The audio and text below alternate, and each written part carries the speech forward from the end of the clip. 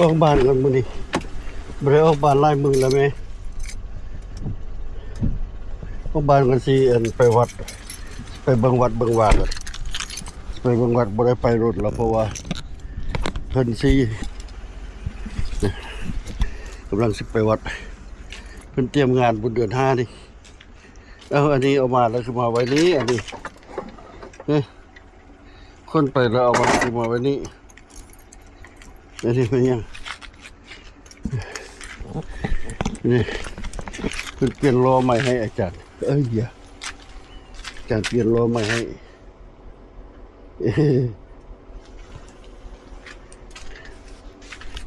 ได้ล้อใหม่เพราะว่ามันแตกเพื่อไปแก้ปูนแก้ขี้ทรายบุนั้นแล้วมันแตกเบื้องนั้นตัวใหม่เบื้องนี้ตัวเก่า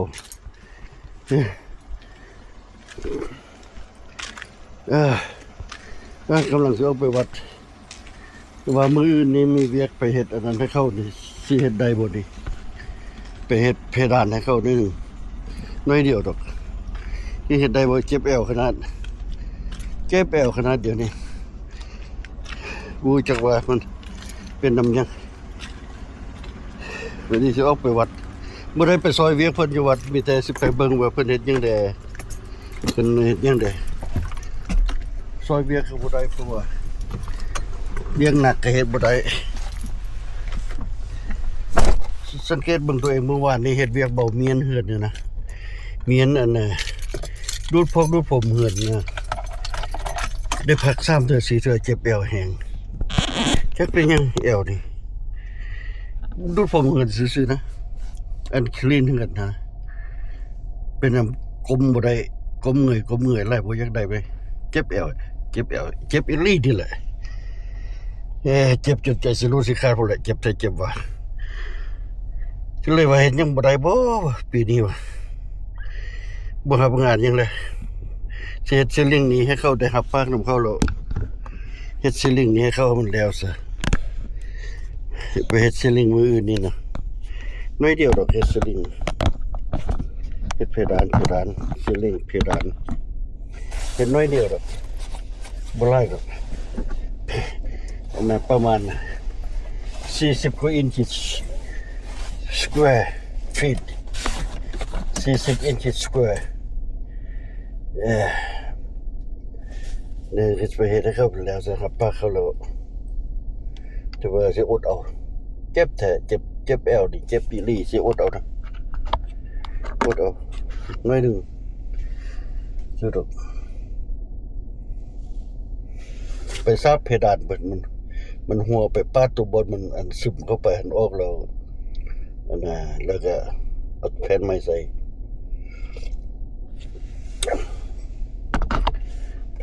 แล้วก็เชี่ยวหูน็อตหลังขาสังกะสีจะมันเข้าบนไหนเข้าบนหัวน็อตเท่านั้นแหละมันเข้าหลังขาสังกะสีไปวัดก่อนเดินเข้าวัดก่อนมันบ่ได้ไปวัดดุลแล้วไหมอาจารย์วันนี้เป็นประธานวัดแท้ๆบ่เข้าวัดใช่ป่ะบ่สบายนี่นะอาจารย์เอ้ยโอ้ตายบ่สบายนี่นะตีนบวมตั้งเดี๋ยวนี้นะบ่อยากไปใส่นะแข้งขาบวมมันหนักตัวนักขี่ไว้นั่นแหละจึงว่าเห็นยังมันก็เมื่อยนะแข้งขาบวมนะหนักตัวนักขี่นะ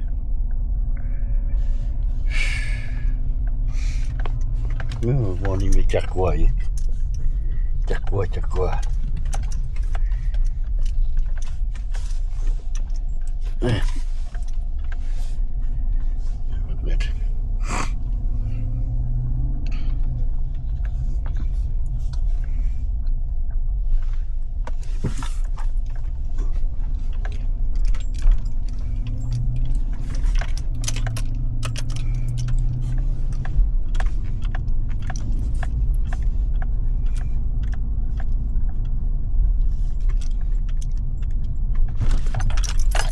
ก็อากาศ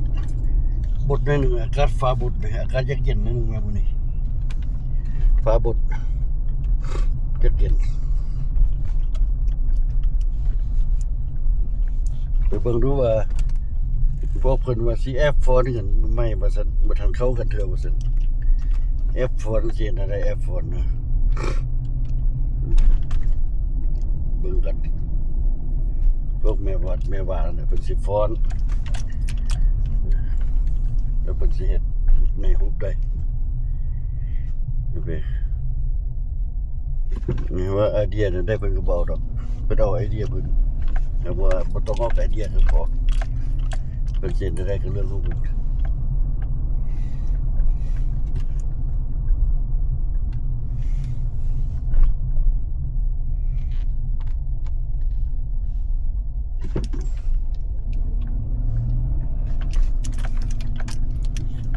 ฝนตก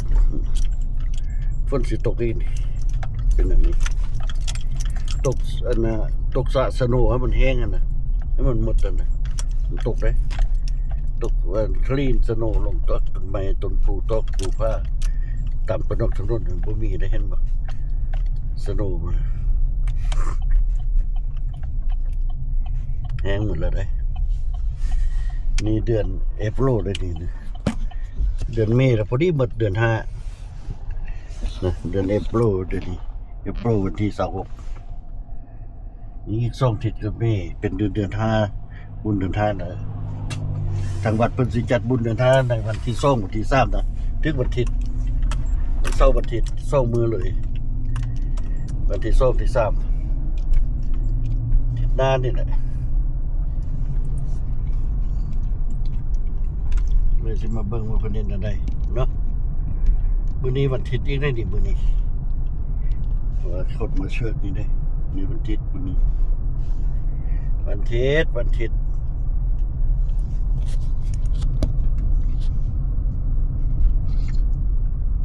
ไปเบิ่งมันสิซ้อมอันฟ้อนกันอันใด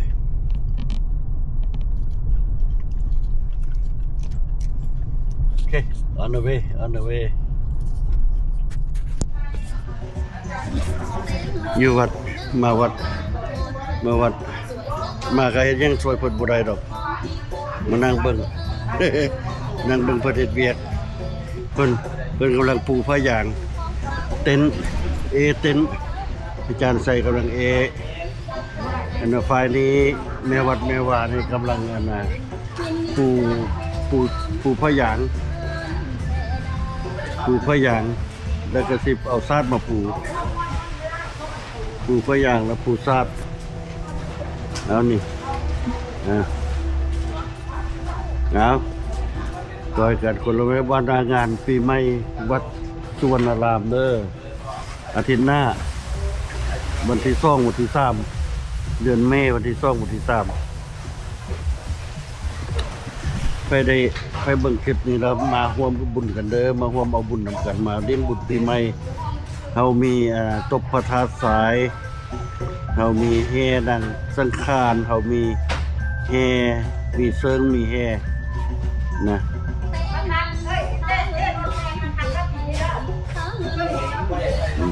มันมีเซิงมีแห่การใส่เป็นผู้ผ้า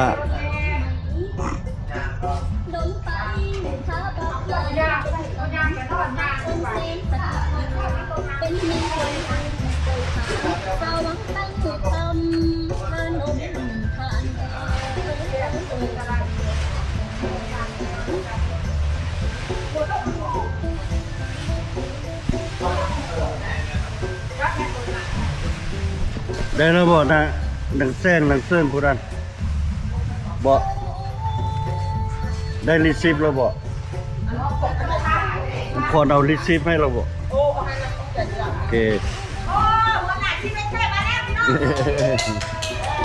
โอ้มาแล้วเนี่ยมา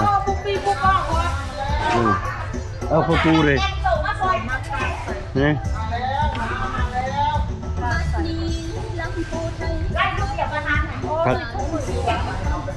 พักการได้เนาะ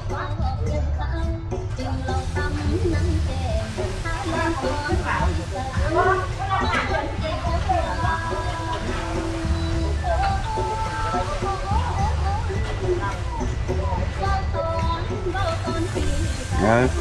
ช่วยกันคนละไม้คนละมือเสียดาย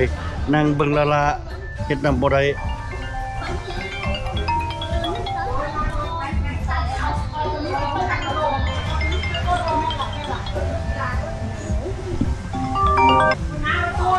ฮัลโหลโอ้เฮาอยู่วัดพี่ดิโอเคผู้นำนี่ก็ได้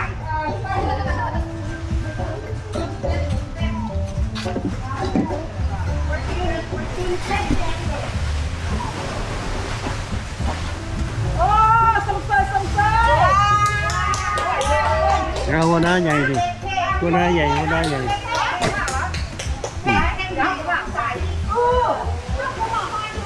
รียกประธานนี่ยังเป็นอันหัวหน้าพักอันหัวหน้าที่เท่เรียกประธานสู่ต้องสู่ทั้งเรียกประธานเอาเข้มแข็งมากระใส่ได้ก็มากองเลือดแน่ตัวนี้ก่อนอย่างก็เป็น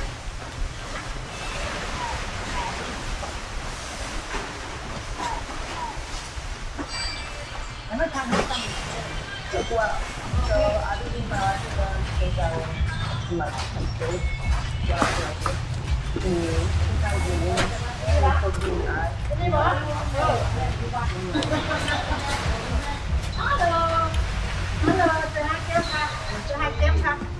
Buset.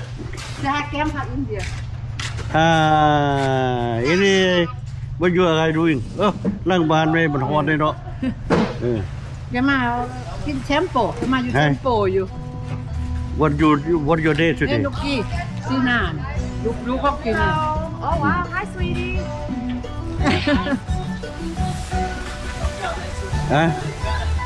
Cái mà việcกันเด้อ Okay, bye. Bye, cái mà call hết rồi, okay? Bye.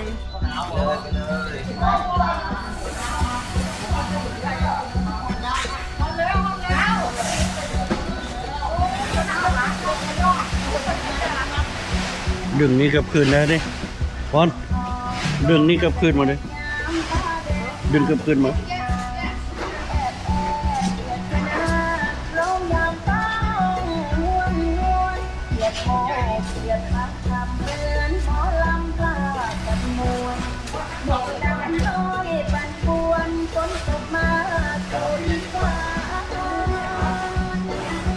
ทางนี้ก็ทางไหนนี่ก็ทางนอกนี่เป็นอาจารย์เพิ่นก็เฮ็ดป้ายอย่าเพิ่นเฮ็ดป้ายนี่อาจารย์เพิ่นเฮ็ดป้าย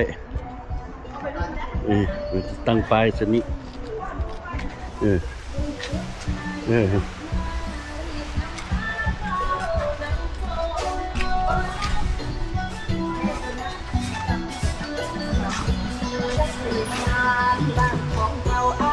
ชื่อแม่จ่าดูโลกจ่า เห็นแล้วลมกันละ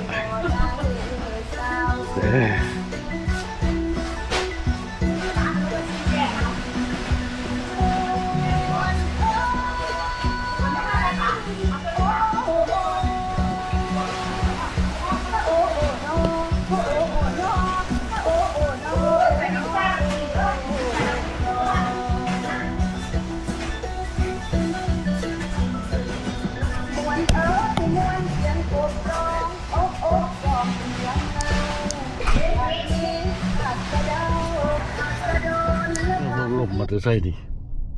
คิดเป่าปัดเอาขี้ฝุ่นมาวูวลมมาแห้งได้นี่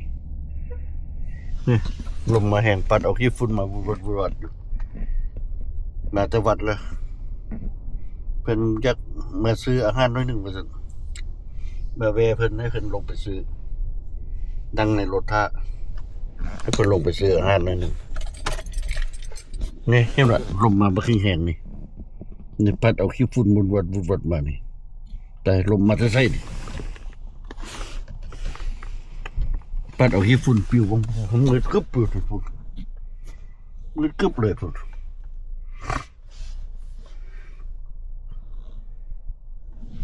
นี่ลมมาจะใส่นี่แห้งแท้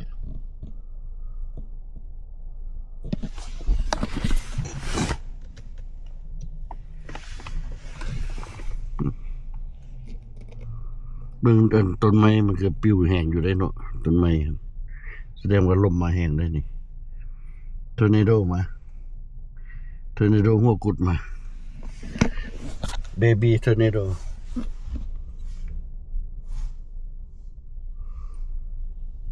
จอดท่าเพิ่นนี่ไปวัดมาเจ็บเอวแห้งอันน่ะเจ็บเอวแห้งนี่ไปซอยอาจารย์จับไม้จับตอกซอยเพิ่น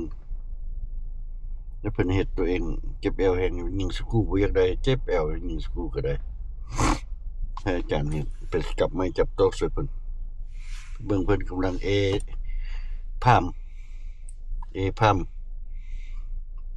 อันน่ะอาทิตย์หน้าเลยได้วันที่2วันที่3เลยวันเสาร์วันอาทิตย์หรือว่างานฉลองฮีตประเพณีฮีตประจำปีใหม่ลาวโอเคเพิ่นกำลังเร่งมือซ้อมฟ้อนเดี๋ยวนี้พูดแม่วัดแม่ว่ากำลังเร่งมือซ้อมฟ้อน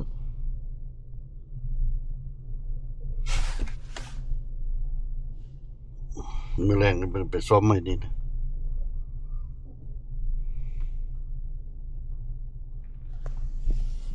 ฟอนใส่งานอันปีใหม่นี้นะ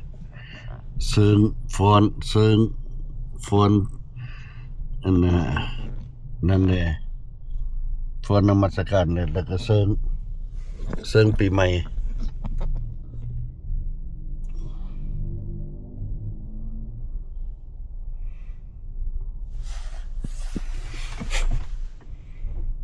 ลมมาจะใส่เนาะมาให้เป็นสุดมาไหมปัดเอาขี้ฝุ่นมาวุดไปทางนี้บ่ต้นไม้อันน่ะตาลิ้วนะเนื่องมาปิ้วลงมาบนทางนี้บ่นี่พวกขี้เฟืองฝนสิตกบ่หรือจังได